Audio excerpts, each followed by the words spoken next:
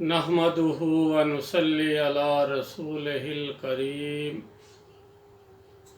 अम्मा बाद फ़अऊज़ु बिल्लाहि मिनश शैतानिर रजीम।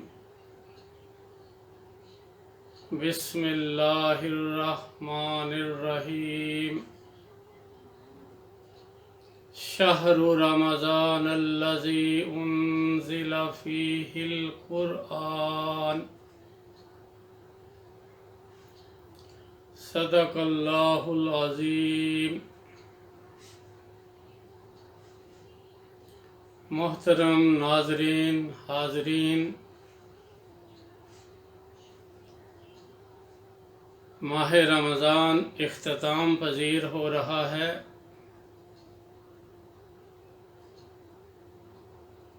एक ऐसी वर्कशॉप, एक ऐसी ट्रेनिंग मुकम्मल हो रही है जिसमें एक फ़र्ज़ 70 फ़र्ज़ों के बराबर और नवाफिल फ़राइज़ के बराबर, और इसमें पाई जाने वाली रात 1000 रातों से अफजल, और इसमें रखे जाने वाले रोज़ों का अजर व सवाब इतना ज़्यादा है कि जिसे नापा नहीं जा सकता, तोला नहीं जा सकता। अल्लाह ताला का फरमान है, अस्सौमु ली व अना अजज़ी बिही, रोज़ा मेरे लिए है और मैं ही इसका बदला दूंगा। कितना बदला देंगे ये अल्लाह ही जानते हैं। अल्लाह अपनी शान के मुताबिक नवाजेंगे जिसे हम लोग शुमार नहीं कर सकते। मोहतरम नाज़रीन, अल्लाह ताला ने इस माह मुबारक के आमाल का जो इतना ज़्यादा बदला रखा है,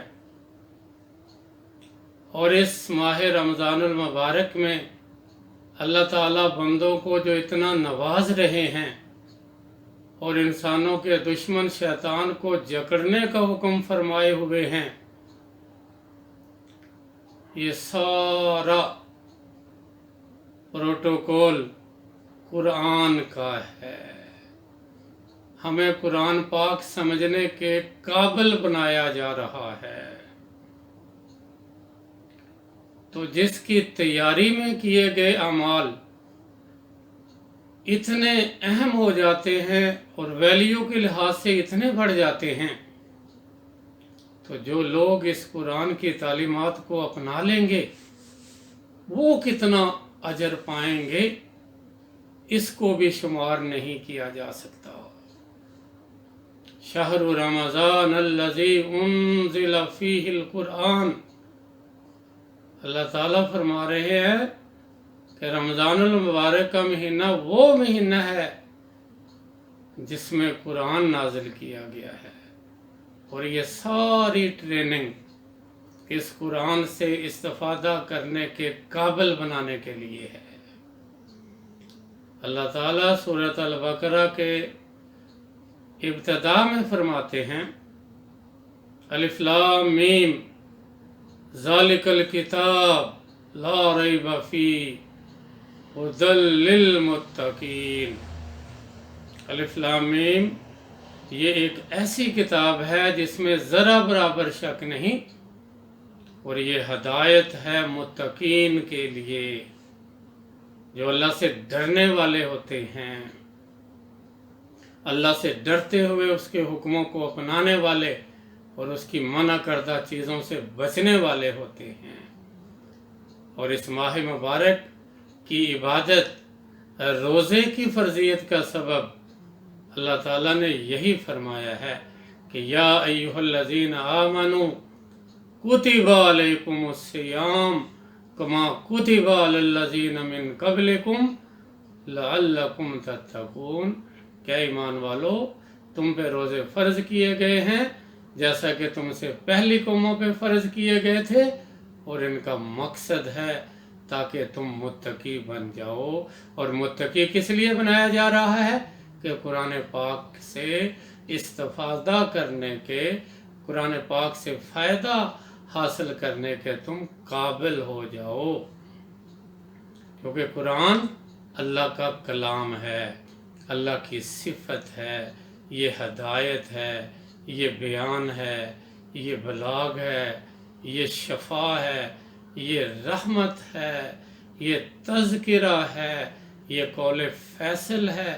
جو اس کو اپنا لیتا ہے وہ کامیاب ہو جاتا ہے۔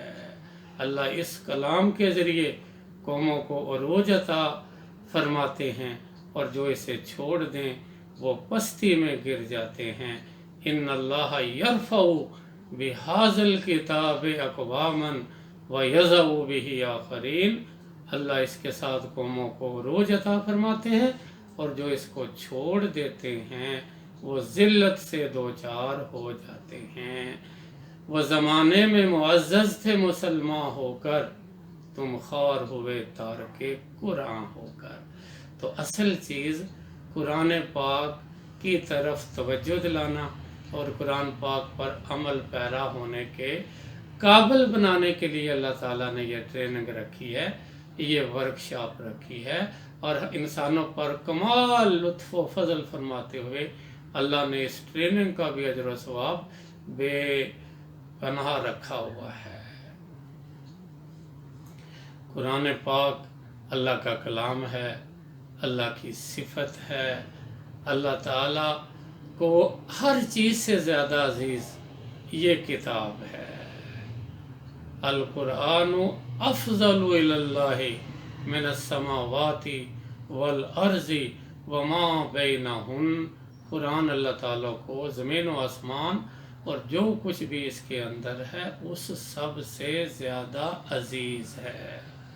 تو محترم ناظرین، جن لوگوں نے روزے ایمان اور احتساب کے ساتھ رکھے ہیں، تراویحاں پڑھی ہیں، اور اس مہینے کے لمحات سے بھرپور فائدہ اٹھایا ہے اور بڑے احسن طریقے سے یہ ورکشاپ کی ہے، وہ اس رمضان المبارک کے آخری دنوں میں کچھ رنجیدہ نظر آتے ہیں اور اس کی فراقت میں نظمیں پڑھتے اور سنتے دکھائی دیتے ہیں۔ تو محترم ناظرین، پریشان ہونے کی ضرورت نہیں ہے۔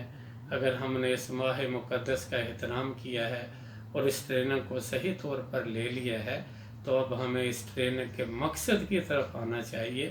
اگر ہم نے اس کے مقصد کو اپنا لیا تو پھر ہماری زندگی کے تمام لمحات اسی طرز کے فیض و برکات سے بھر جائیں گے۔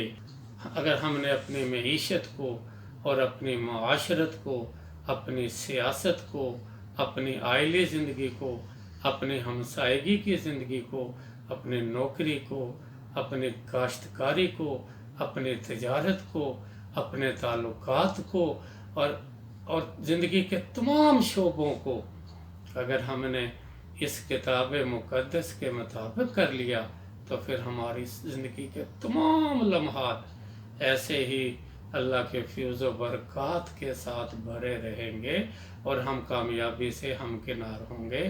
ہمیں دنیا میں بھی سکون ملے گا، عزت ملے گی، رفعت ملے گی، اور اللہ کے ہاں بھی ہم سرخرو ہوں گے۔ تو قرآن اللہ کا کلام، اللہ کی صفت، اللہ سے نکلی ہوئی چیز اور اللہ کے ہاں سب سے زیادہ محبوب چیز ہے۔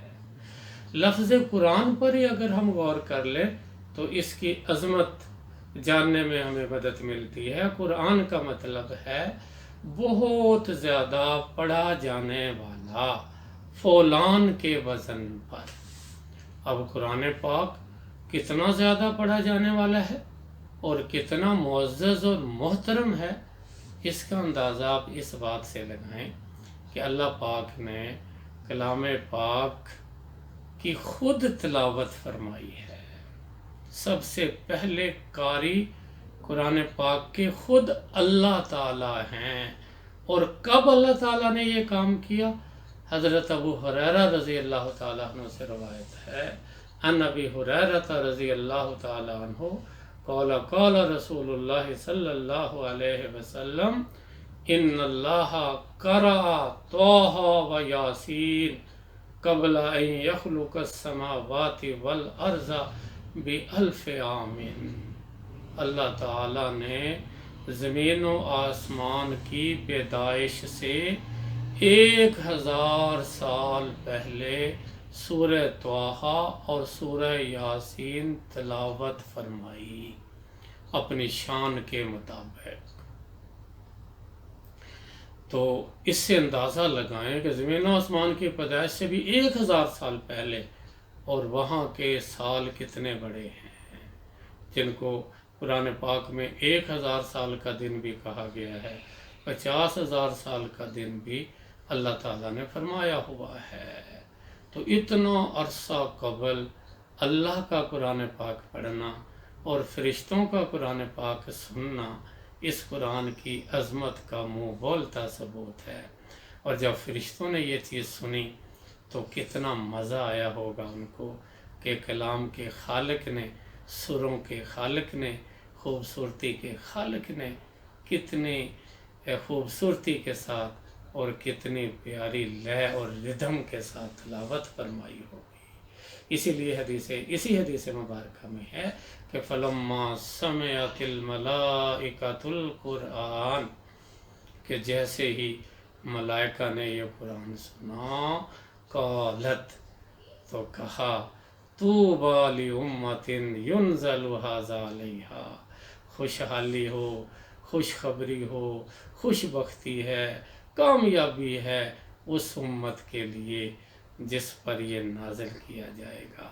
وَطُوبَىٰ لِأَجْوَافٍ تَحْمِلُ هَٰذَا، اور وہ سینے کتنے مقدس بابرکت ہوں گے جن پر جو اس کو یاد رکھیں گے، جو اسے محفوظ رکھیں گے۔ وَطُوبَىٰ لِأَلْسِنَةٍ يَتَكَلَّمُ بِهَٰذَا، اور وہ زبانیں کتنے مبارک ہوں گی جو اس کی تلاوت کریں گی۔ تو یہ اتنا متبرک کلام ہے اور اتنا عرصہ پہلے کا لکھا ہوا قرآن پاک ہے۔ پھر اللہ تعالیٰ نے اس کو کہاں پر رکھا، اس کے لیے سورۃ عبس کا اگر مطالعہ کریں تو اللہ تعالیٰ اس میں فرماتے ہیں کلا انہا تذکرہ، ہرگز نہیں، بے شک یہ تو ایک یاد دہانی ہے، یہ تو ایک جنت کا ٹکٹ ہے۔ فمن شاء ذکرہ، جس کا جی چاہے اس سے نصیحت حاصل کر لے۔ فی صحف مکرمۃ مرفوعۃ مطہرہ، یہ تو ایسے صحف میں درج ہے جو مکرمہ ہیں، یعنی انتہائی معزز ترین، مرفوع بلند ترین، مطہرہ پاک ترین، ایسے صحف میں درج ہے۔ اور کن کے ہاتھوں میں ہے؟ بِأَيْدِي سَفَرَةٍ كِرَامٍ بَرَرَةٍ، اور جن فرشتوں کے یہ ہاتھوں میں ہے وہ کرام ہیں، یعنی انتہائی معزز ترین، بررہ نیک ترین، اعلیٰ ترین فرشتوں کے ہاتھوں میں ہے۔ اور ان ہاتھوں سے ہوتا ہوا یہ لوح محفوظ، انہو لقرآن مجید فی لوح محفوظ، اور لوح محفوظ میں یہ رکھا گیا، پھر لوح محفوظ سے یہ آسمان دنیا پہ لایا گیا، اور جس چیز میں یہ آتا گیا، جو چیز اس کے ساتھ ملتی گئی وہ متبرک، بابرکت اور معزز ہوتی چلی گئی۔ آسمان دنیا میں جس جگہ پر اس کو رکھا گیا اس کا نام ہے بیت العزہ، عزت والا گھر، اور وہاں سے پھر یہ جس رات کو نازل ہوا وہ ہے لیلۃ القدر، 1000 مہینوں سے افضل، اور جس مہینے میں نازل ہوا وہ ہے شہر رمضان، سارے مہینوں کا سردار، اور جس نبی علیہ السلام پر یہ نازل ہوا وہ سب نبیوں کے سردار، سارے نبیوں سے افضل، اللہ کے بعد انہی کا مقام ہے۔ اور جس امت پر یہ نازل ہوا وہ اگر اس کو قدر کرنے والی بن جائے تو سب امتوں سے افضل، اور جس گھر میں یہ پڑھا جاتا ہے وہ گھر آسمان والوں کو ایسے چمکتا دکھائی دیتا ہے جیسے زمین والوں کو چمکتا ہوا آسمان اور ستارے نظر آتے ہیں، اور جو قوم اس کو اپنا لے وہ بلند ہو جاتی ہے، جو اس کو چھوڑ دے وہ پست ہو جاتی ہے۔ اور جو اس کو سمجھنے سمجھانے میں لگ جائے وہ سب سے افضل ہو جاتا ہے۔ خیرکم من تعلم القرآن وعلمہ، تم میں سب سے بہتر وہ ہے جو اس کو سیکھتا ہے اور اس کو سکھاتا ہے۔ تو محترم ناظرین، اس ماہ میں ملنے والا قرآن پاک ہمارے ساتھ ہے۔ سارا سال ہم اس کو اگر اپنائیں گے، اس کو پڑھیں گے، پڑھائیں گے، غور و خوض کریں گے اور زندگی کے سارے شعبوں میں لائیں گے تو انشاءاللہ ہمیں رمضان سے بھی زیادہ فیض و برکات اللہ تعالیٰ عطا فرماتے رہیں گے۔ تو گرامر کے لحاظ سے، عربی لغت کے لحاظ سے یہ بھی بات ہمیں ملتی ہے کہ قرآن کا لفظ بنا ہے کرن سے۔ کرن کا مطلب ہوتا ہے جڑا ہوا ہونا۔ زمانے کو بھی کرن کہتے ہیں کیونکہ زمانہ جڑا ہوا ہے۔ اور اگر ایک ہی احرام کے ساتھ عمرہ کیا جائے اور اسی کے ساتھ اٹیچ ہی حج کر لیا جائے، اس حج کو کہتے ہیں حج قران، یعنی جڑا ہوا حج۔ تو قرآن کو قرآن کیوں کہتے ہیں؟ کہ قرآن ایک ایسی رسی ہے کہ جس کا ایک سرا اللہ کے پاس ہے اور دوسرا سرا بندے کے پاس ہے۔ جو بندہ اس رسی کو پکڑ لیتا ہے وہ اللہ کے ساتھ جڑ جاتا ہے، وہ اپنے خالق، مالک، رازق کے ساتھ جڑ جاتا ہے، اور جو اس کو چھوڑ دیتا ہے وہ اپنے خالق سے ٹوٹ جاتا ہے، کٹ جاتا ہے۔ تو اللہ تعالی ہمیں قرآن کے ساتھ جڑنے کی توفیق عطا فرمائے اور اسے اپنی زندگی میں اپنانے کی توفیق عطا فرمائے اور ہمیں ایک چلتا پھرتا قرآن بننے کی توفیق عطا فرمائے۔ اسی طریقے سے اہل لغت یہ بھی کہتے ہیں کہ قرآن کا لفظ بنا ہے کرائن سے۔ کرائن کا مطلب ہوتا ہے عجائبات، کمالات، علوم و فنون، کہ قرآن جو ہے یہ تمام علوم کا منبع ہے۔ جمیع العلم فی القرآن ولیکن تکاثر عنہ افہام الرجال، سارے علوم قرآن میں ہیں لیکن لوگوں کی فہمیں جو ہیں وہ اس سے قاصر ہیں، لوگ اس پہ غور و خوض نہیں کر رہے، جو اس پہ غور و خوض کرتے ہیں وہ پا لیتے ہیں۔ تو جو بندہ اس کو سمجھ کے پڑھتا ہے تو میتھ کا ماہر بھی سر دھنتا ہے کہ کیا بات ہے اس کی۔ کیمسٹری کا ماہر اس کو پڑھے تو اس کی کیمسٹری پہ غور کرتا رہتا ہے، بیالوجی کا ماہر پڑھے تو اس میں بیالوجی سے متعلقہ آیات پر غور کر کے سر دھنتا رہتا ہے۔ اسی طریقے سے اسٹرانومی والا، بوٹنی والا، مختلف علوم والا، ایون کہ سروں کا ماہر جب اس کی لے پر، اس کے ردھم پر اور قرآن کی موسیقی پہ غور کرتا ہے تو یہ کہے بغیر نہیں رہ سکتا کہ ھذا کلام ربی، یہ میرے رب کا کلام ہے، یہ سروں کے خالق کا کلام ہے۔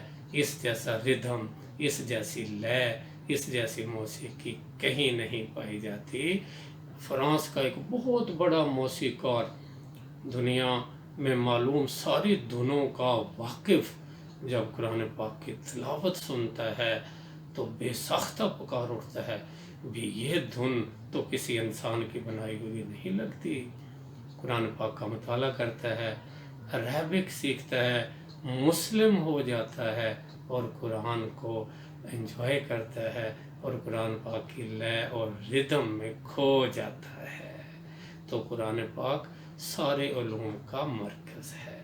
تو محترم ناظرین، آپ لوگوں نے قرآن پاک پڑھا، تراویحوں میں سنا، اس کی تلاوت کی، تو اگر ہم اس قرآن پاک کو سمجھ لیں اور ایک دفعہ سمجھ کر بھی پڑھ لیں اور اس نیت سے پڑھنے کی کوشش کریں کہ اس میں جو کچھ بھی ہے میں نے اس کو اپنے کریکٹر کا حصہ بنانا ہے اور حصہ بنا کر اللہ تعالیٰ کے فیض و برکات کا مستحق بننا ہے، اللہ تعالیٰ کے دی ہوئی تمام نعمتیں اور سکون جو اللہ تعالیٰ نے اس میں رکھا ہے، جو کامیابیاں اللہ نے اس میں رکھی ہیں، ان سب کو اپنانا ہے۔ تو اس کو جو بھی سمجھ کر پڑھے گا وہ اس کو پا لے گا۔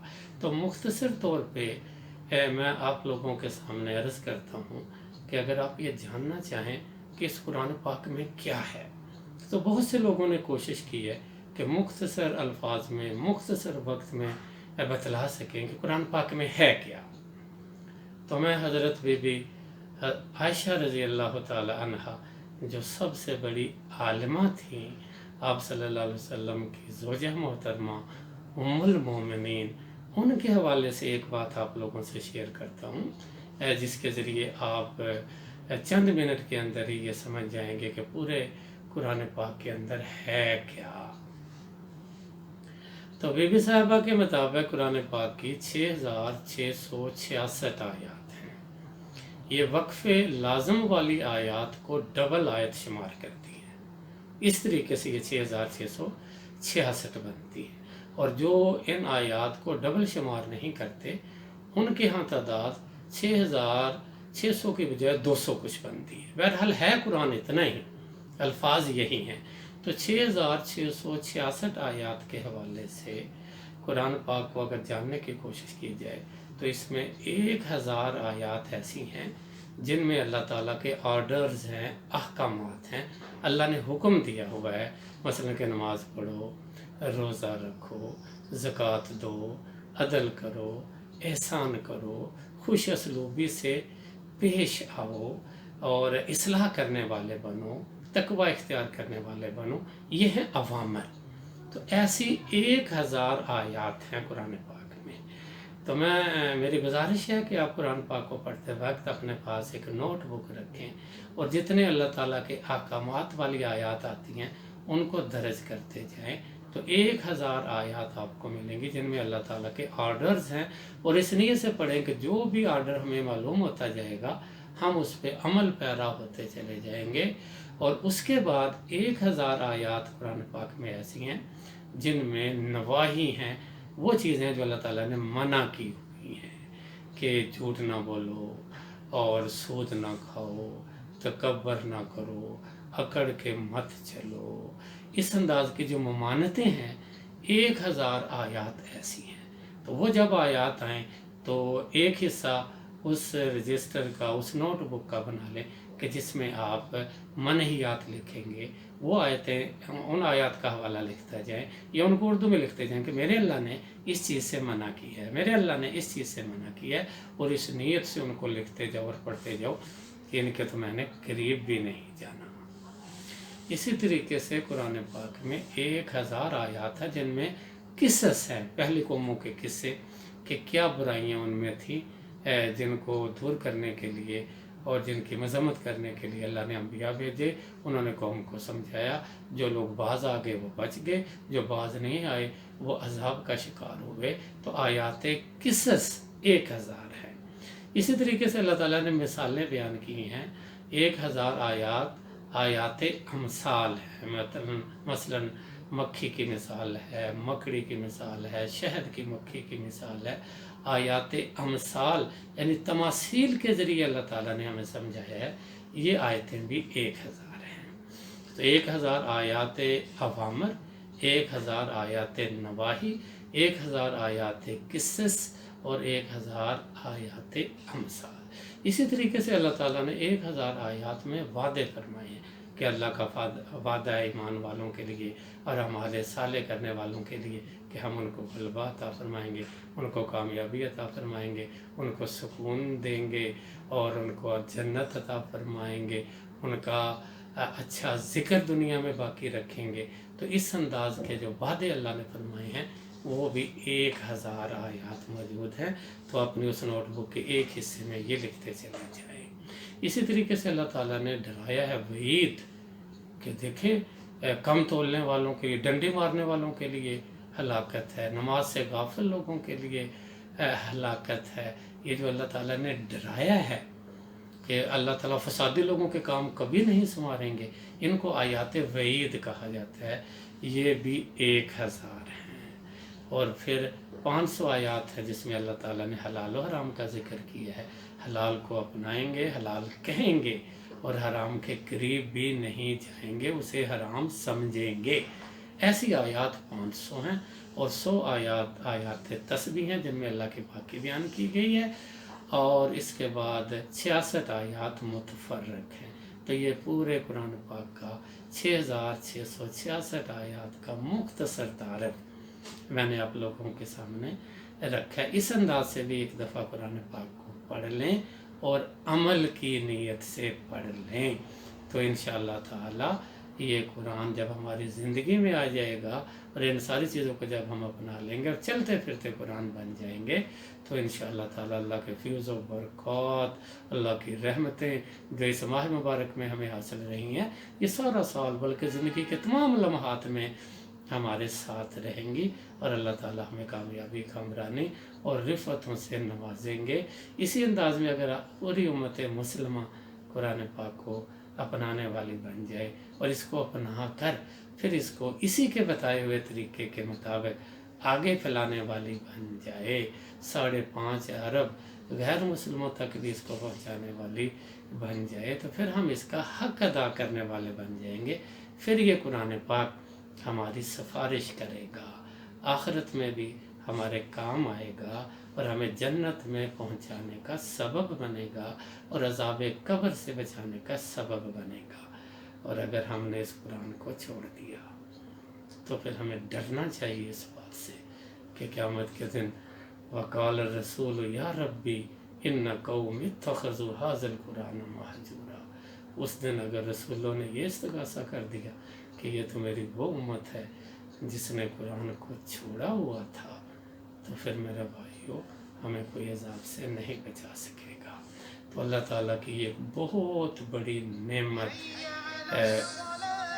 ہمارے پاس موجود ہے، اللہ ہمیں اس کی قدر کرنے کی توفیق عطا فرمائے اور اس کے تقاضے پورے کرنے کی توفیق عطا فرمائے۔